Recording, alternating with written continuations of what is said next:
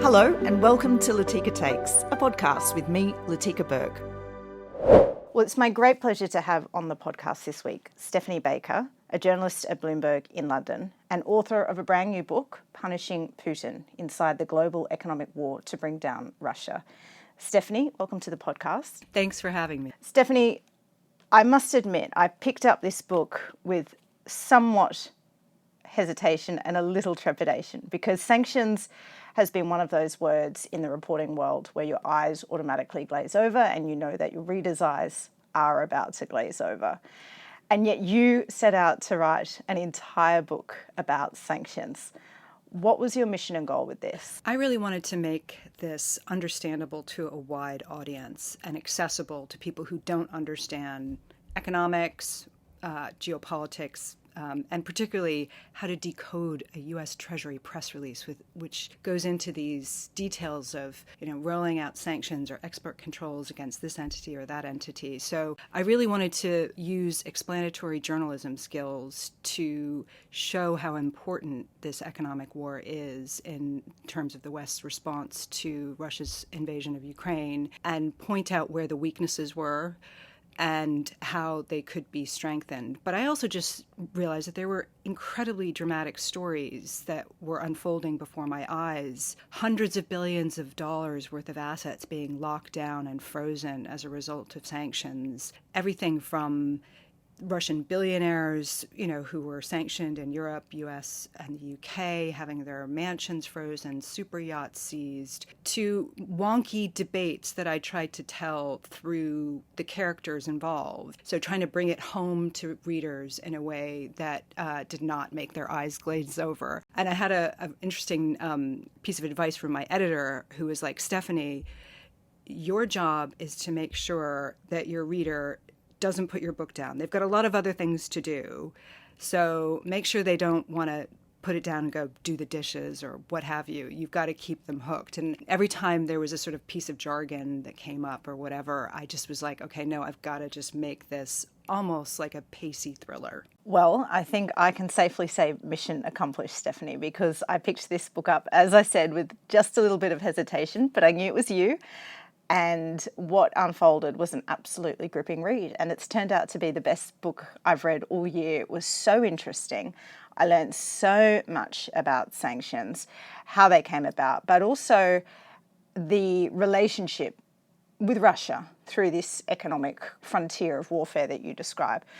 But let's go back to the start. How did your journalistic relationship with Russia begin? Right. So I was a young journalist in Moscow in the 1990s, a very chaotic period. And it's when I fell into covering economics and business because the big story in the 1990s was obviously massive privatization, this huge transfer of wealth as Russia moved away from a planned economy into a market economy. And so I had a first row seat to this massive transfer of wealth and the rise of the first wave of Russia's so-called oligarchs. And I go into that in the book because I think you can't understand the current war against Russia right now without understanding that period and how we got here. The 1990s and the sort of economic trauma that many Russians experienced during that period, I think really does help to explain the rise of a figure like Putin, as well as Putin's rise and how he benefited from the booming price of oil in particular. A lot of people think that Putin was some, fantastic economic manager, when in reality, he was just profiting from a global commodities boom. So, I've gone back to Russia periodically since the 1990s to do big interviews with Russian billionaires or stories on Russia. So it's always been sort of pulling me back in one way or another, and I was able to draw on some of that reporting for the book. Have you been back since the war began? No, I have not, and I did not go for this book because I deemed it too risky to travel to Russia. I hired a Russian reporter to be my eyes and ears on the ground and sent him out with various reporting requests. And ironically, he's been forced to leave now because of threats against his own safety. Because of this work, particularly? Not because of this work, but I just think the situation in Russia has become so much harder for any kind of reporting, even by Russian journalists. So Do you think you'll ever go back to Russia? Are you sanctioned? Is it your hope that you go back to Russia one day? I don't think I'll be able to go back to Russia for the foreseeable future. The situation will have to change quite dramatically for me to feel safe enough to go back. I'm not sanctioned, but I would imagine writing a book like this has put me on some watch list. So no, I would not feel safe going back. And I don't think anyone should be going there to be, pawns in Russia's prisoner swap game. I think it's too dangerous. Stephanie, I was very grateful for the chapter on that 1990s era because I think for people of my age, so I'm 40, we missed out on this part of Russia's arc because we were young kids at this point in time. And by the time I think Russia arrives on the scene in a geopolitical way, it's scary and confronting. And so for me, as an Australian, one of the most searing moments was MH17. Crimea was not necessarily something we heard about, but MH17 was. And what I really took out of that chapter that you wrote on the 90s was also that level of optimism and hope that was inside Russia, but also in the West. And I think that also draws a thread to where we find ourselves now with the Western companies who built up in Russia with the hope that Russia was going down a different sort of path. How do you think that story has led to what we see now, these companies trying to unravel themselves from Russia, how easy and difficult that was, and what are the lessons going forward for how countries might want to integrate into countries emerging from situations like Russia in the future? Right. So the 90s saw this wave of investment into Russia by Western companies who were eager to get a slice of the Russian market, this huge consumer market. And it was really difficult. It was a very difficult investment climate, very uncertain. But I think there was a belief at that time that it was just a matter of transitioning Russia away from central planning, that yes, it was going to be a rough ride, but that making Russia into a capitalist democracy would happen over a number of years, that as long as you transition the economy, maybe the democratic institutions would follow. And I think that was one of the biggest mistakes that was made, is that the foundations of Russia's democracy were sort of put on the back burner in the hopes that the economic transformation would be the thing that would really move Russia into the West and be part of the world's democracies. What you saw since 2022 is all these Western companies kind of hoping that this would blow over so that their 3 decades of investment could be protected. Now, for a lot of these companies, Russia's percentage of their revenue, their global revenue, was relatively small. But a lot of them had physical assets. It built up over a number of years within Russia that they did not want to just abandon. And I think some of them felt a degree of responsibility towards their Russian employees who they did not want to just jettison. So you saw Western companies, some of whom called it early and quickly. I go into the story of McDonald's. I loved this chapter, actually. Right. So initially, McDonald's was quite slow, actually. The first 10 days after the full-scale invasion, they didn't say anything about what they were going to do in Russia, while other companies were saying they were going to suspend operations or what have you. But then actually McDonald's quickly pivoted, and I kind of hold them out as the model of how a lot of these Western companies should have acted, because they made the call by April of 2022 that it was time to get out. They sold to a local franchise partner, and they were able to exercise a degree of control over the terms of their exit. They picked who they wanted. They drove a hard bargain in terms of trying to protect their brand and their image. Some of the companies that stayed, hoping to either get a better deal or, in a false hope that the war might end soon, they ended up paying a much steeper price because Putin quickly narrowed the exit doors.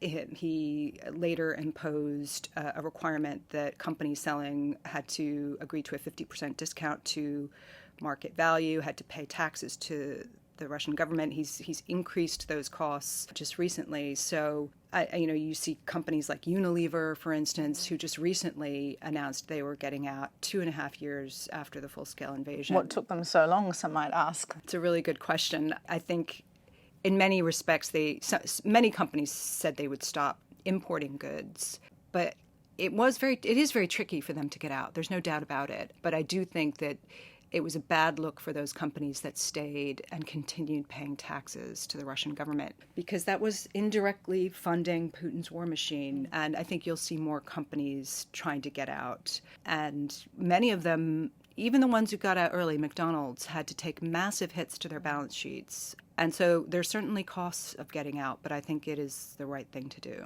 And then it led to these copycat scenarios, which I found absolutely fascinating. So in some respects, Russians are still enjoying McDonald's. It's just under a different name, right? Yes, exactly. They rebranded as Vkusna I Tochka, which means tasty and that's it. You had other companies like Starbucks, which sold to a local entrepreneur and a pro-Putin rap artist, and they rebranded as Stars Coffee.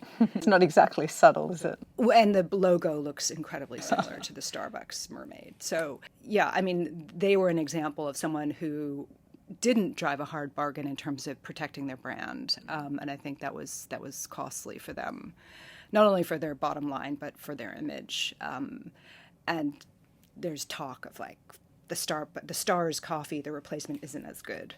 But I think that's the case with many of these copycat brands. They may be able to keep it going for a little while, but I think that's going to quickly fade away, and it'll be hard for them to keep up the standards of the Western companies that were there before. Because the supply lines are just not there, right? Well, they've had to replace the supply chains for sure. I mean, the McDonald's replacement was able to replicate those supply chains quite effectively by buying up the local because companies. McDonald's had, as you document, had spent so much money building up domestic supply chains, right? Exactly. So the guy who bought it, this Siberian former coal miner, was able to get some loans from government-controlled banks to buy up some of the packaging companies and other supply chain companies as well. Do we have any evidence or insight into how ordinary Russians felt about the effects of these sanctions? They see their popular brands ripped away from them, things in the supermarket become a lot more expensive. Were sanctions counterproductive in helping the Russian people,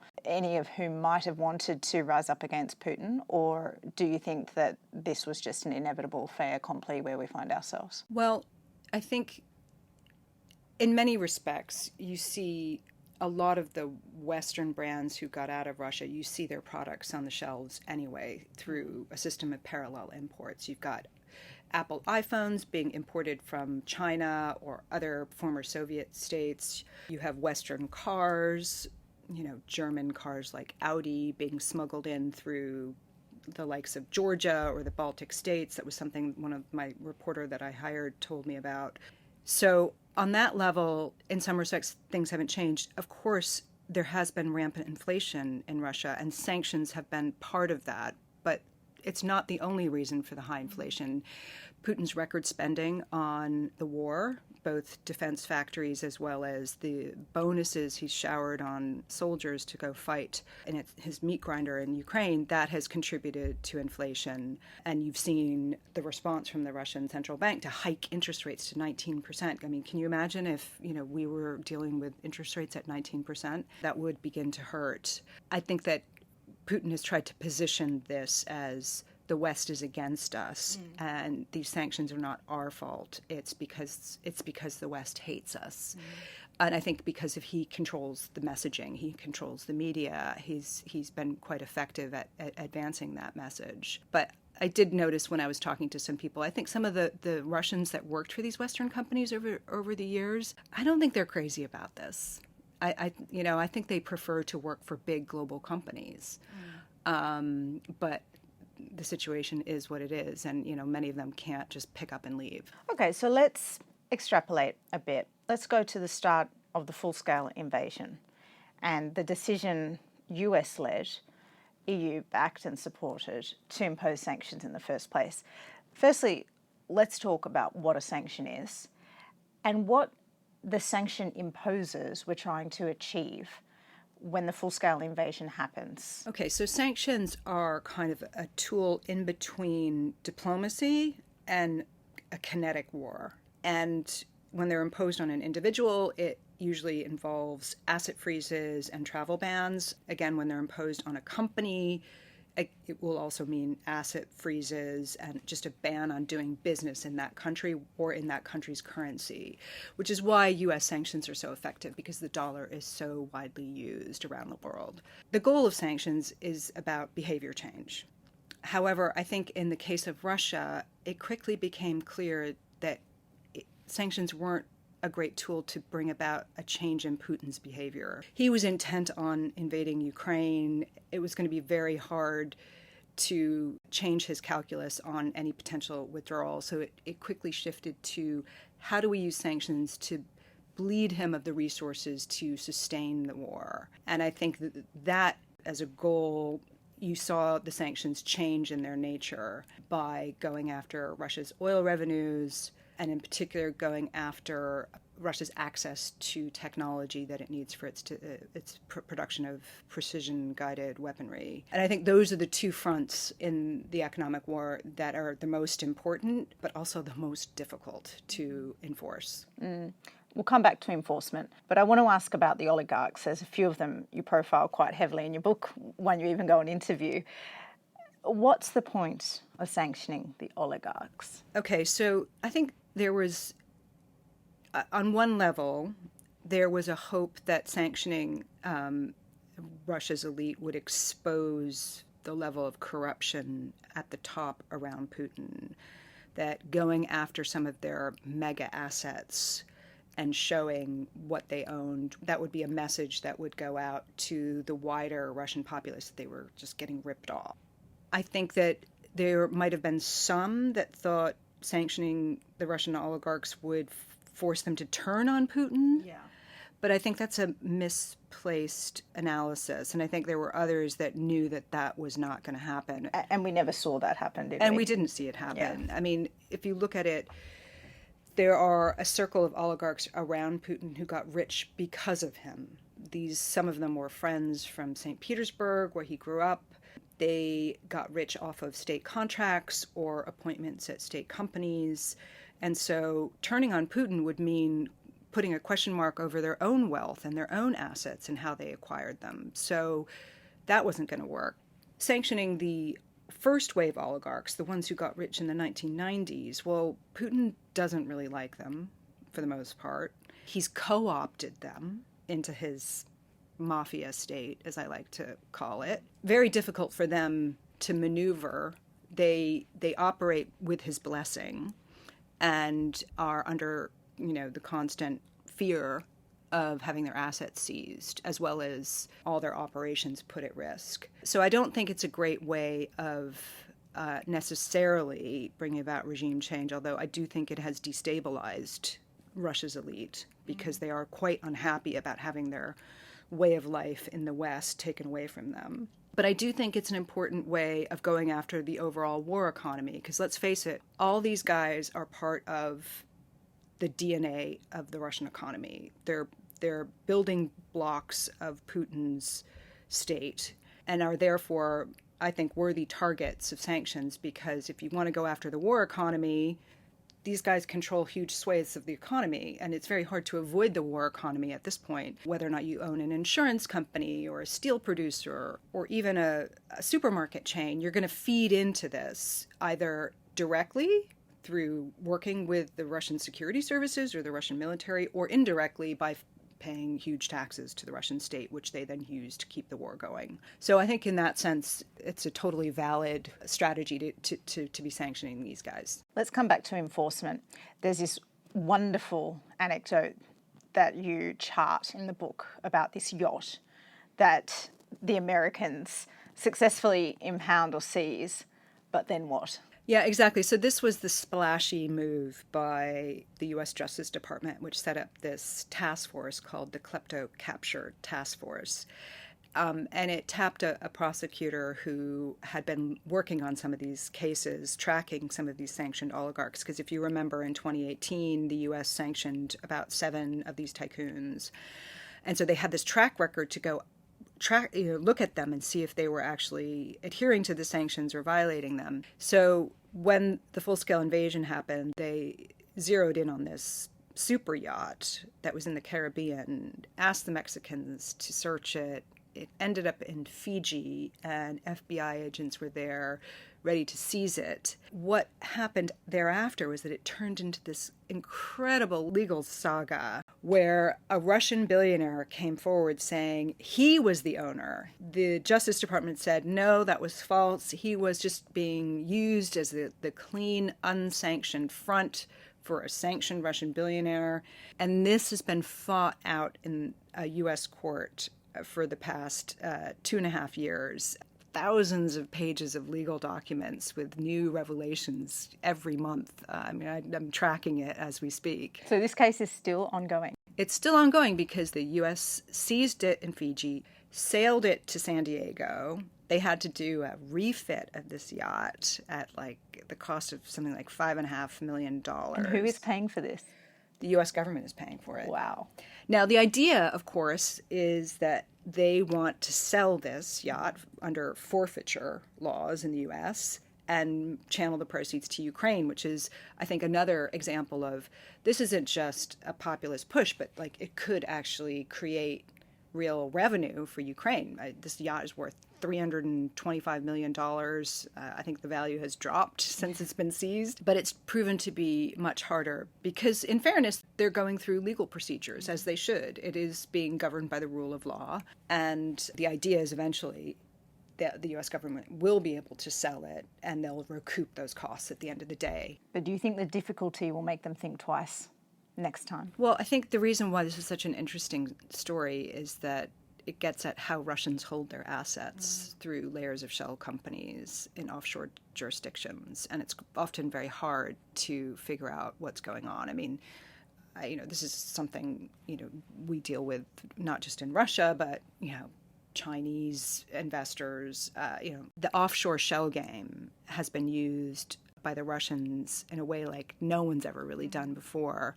And it is quite hard because the way Russians hold their assets, it's not always a reflection of who owns it on paper, but who controls it and who maintains it, who's using it, et cetera. And that's actually a really hard argument to make in a U.S. court. A second aspect of enforcement is the difficulty in coordinating the various jurisdictions, even some of those jurisdictions who talk a very big game about sanctions, talk a very big game about holding Vladimir Putin to account. I'm thinking here the UK. Can you explain some of the difficulties the US encountered when trying to enforce sanctions with some of its like-minded partners? Right. So the problem with the UK is they hadn't really sanctioned many of these Russians before February 2022. So when the U.S. came knocking, as they were tracking some of the sanctioned oligarchs, prior to that, they weren't getting much cooperation. In fairness, I think the UK has really moved dramatically to stand up a sanctions regime almost from scratch and has really cracked down on Russian money in London.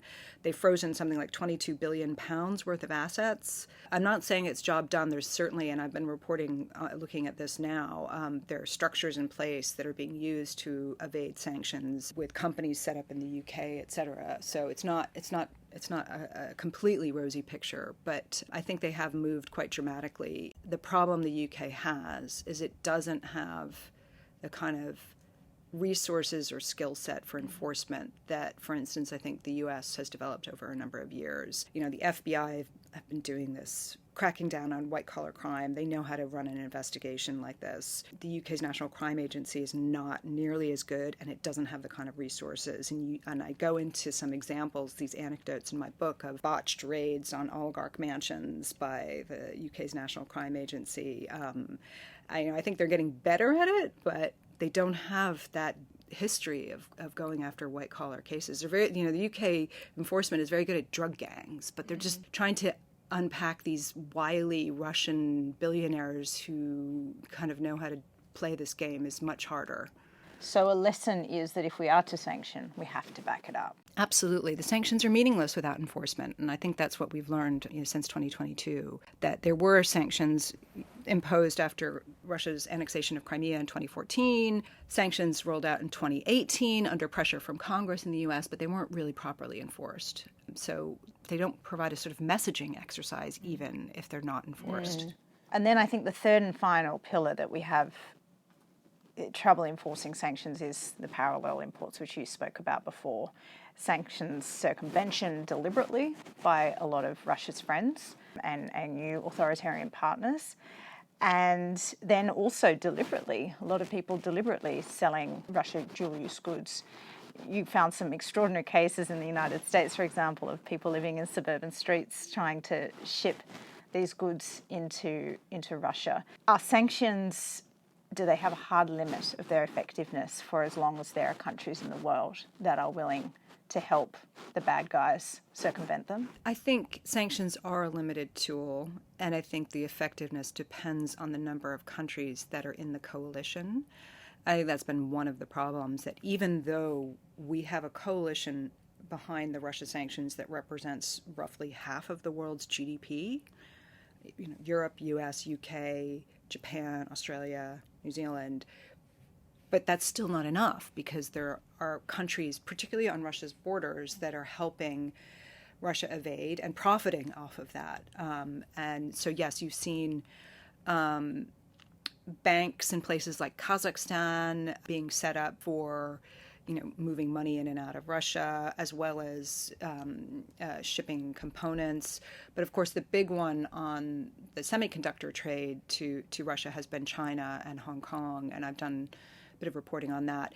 In the book, I go into a couple of cases that the Justice Department brought against these two guys living in the United States who were working, one of whom was working directly with an FSB, Russian intelligence officer in Estonia. And I just thought that was really fascinating and unique, because I don't think it's every day that you have, this guy was a Russian-Ukrainian in New Hampshire, working in direct contact with a Russian intelligence officer. So that kind of shows the extent to which Russia was going to try to get its hands on the microelectronic chips that it needs for its defense factories. Now, that case is still ongoing as well. You gave him your card and said, if you ever want to tell your side of the story, call me. Did he ever call you? He did not call me. Surprise, surprise. He threatened to have me arrested. Well, here you are, knocking on his door. Here you are, safe and sound in London at Bloomberg. Stephanie, the thing I really hadn't appreciated until I read your book was how deliberate a front of warfare the people imposing these sanctions saw this. So it's a kind of economic warfare that they're opening up. And also what I think you explain very well is how unprecedented this is. So I guess here's two questions in one. Are sanctions working? And what does it show us about a confrontation involving China, which is going to be a far more difficult and complex task because our economies are far more dependent on China than they ever were on Russia? Right. So I did see this as a big experiment in economic warfare, because here you have a nuclear power invading a sovereign neighbor. And so how do you respond to that? And I think that made the economic response really central, because they did not want to get engaged in a direct military conflict with a nuclear power. So I think that they did have to think outside the box on a number of ways of responding. I think that the sanctions are working insofar as they're imposing meaningful costs on the Russian economy. Really? I mean, we read all these stories about Russian economic growth being far higher than Western Europe's. Well, if you look at it, take whatever measure you want, capital flight, the frozen Russian central bank reserves, is $300 billion pot of money that the West froze right after the invasion. What it's had to pay for assembling its shadow fleet of oil tankers, the higher price for semiconductors. I'm not saying that this is a grand success, but I think people need to realize that actually, where would we be if we hadn't done this? I think Russia would be having a much easier time waging this war. I think we've imposed meaningful costs, and I think the sanctions can be strengthened to impose even greater costs. But I try to fight back this notion that sanctions aren't working, because I actually think that's what Putin wants everyone to believe, because he wants them to be lifted. He views the sanctions as unfair, and if you look at what's happening in the Russian economy right now, it is beginning to feel the pressure. I talked about the high inflation, high interest rates. The economy is expected to slow next year to about 1, maybe 1.5%, if that, % growth in 2025. It's facing massive labor shortages, and I think it's one of the reasons why they're increasing ties with North Korea. I think there's concern that they're going to turn to North Korea for labor. There are these reports that North Korean military personnel are working either in Ukraine or with the Russian military. They don't have enough manpower to staff the defense factories as well as recruit for the meat grinder in Ukraine. And I think Russia needs to recruit something like 500,000 soldiers in the next year. I mean, the casualty rate is something like 1,200 a day. So I do think that the pressures are building. And I think you've seen measures like just today, for instance, the UK announced that it was going to impose sanctions on 18 oil tankers as part of Russia's shadow fleet and another 4 tankers that were shipping liquefied natural gas. And they're going to start checking these tankers to see if they actually have insurance behind them, because that's been the real concern, is that Russia's putting oil onto these rusty old tankers with insurance in Russia that we don't know if they're going to honor if there's an oil spill. So I think actually enforcement could really drive down Russia's oil revenues quite substantially. So I guess what I'm trying to argue is just because they're not working as well as they could do doesn't mean we should give up. Okay, and part 2 of that question. If the Indo-Pacific opens up as a theatre of war, and a couple of weeks ago interviewed Anne-Marie Trevelyan, the former Indo-Pacific Minister for the UK, asking her about how the UK would respond to a Taiwan incident, and she says we would basically sanction the hell out of China. What does China have to fear from the sanctions if they haven't crippled Russia yet after nearly 3 years of war? Right, so Russia had hydrocarbons, oil and gas. China has its manufacturing capacity. It accounts for something like a third of global manufacturing capacity. So obviously, the West is very limited as to what it can do if China invades Taiwan or imposes a blockade, because we'd be cutting ourselves off from all the goods that we rely on that are being produced in China. I think China's watching what's happening with Russia, and I think it's served as a warning as to that, there are costs. This is not easy. China has helped Russia get through this, and I'm not sure that Russia can help China get through this. But I do think it shows the limitations of sanctions as a tool, particularly against an adversary like China, should they go ahead. Because one of the things I explore in the book is if you're going to be waging war, the key is to make sure that you're not imposing costs on your own economy that are greater than those you're imposing on your adversary. Yes. And I think, as I said, in both cases, you can't be blocking Russian oil without causing a global recession, and you can't be blocking exports from China likewise without causing massive economic upheaval. So I think there are inbuilt limitations given the globalized nature of the economy that we're in right now. Do you think it will stop the imposition of sanctions in the first place? I think there will definitely be an economic response, sanctions against China if they go ahead with an invasion of Taiwan. There's absolutely no doubt about it. But they're going to have to tread very carefully, and I think they will tread very carefully. And it's part of the reason why you have, like Biden's national security advisor, Jake Sullivan, he likes to talk about de-risking supply chains from China, which we learned after the pandemic. He doesn't like decoupling. Actually, the European Union came up with this term first, I think, and They then did. the Americans adopted it, which was very intriguing, and then the G7 adopted it, and now it's the fashionable word all around. Exactly. But that is a long-term process, and I'm not sure we've got that long. Part of the reason why I think this war is so important is I think what happens in Ukraine could determine what Beijing does. I think that if Ukraine loses and Russia wins, I think that will only embolden China to move ahead. And just finally, you talked about China watching how sanctions are being imposed and enforced or otherwise. What is business learning? Because the global business community, as you chart so wonderfully in your book, goes in with all this optimism about what it can achieve in post-Soviet Russia, gets incredibly burnt a couple of decades later, and now you see them leaving on their own terms or not. What do you think that is showing Western businesses who are doing business in China right now? I mean, I think a lot of them are moving some limited manufacturing out of China. They are de-risking, but there's only so much you can do on that. I mean, you see other countries like Vietnam really benefiting from that move. I think China is just too big to affect that kind of change overnight. And just the volume of goods coming out of China is just so enormous that it's like turning around a massive tanker. It's going to take too long. But, it's the big debate now. We see it playing out in the U.S. With Trump threatening massive tariffs on China. And, unfortunately, I think there's not enough understanding in his circles as to the potential economic fallout of that strategy.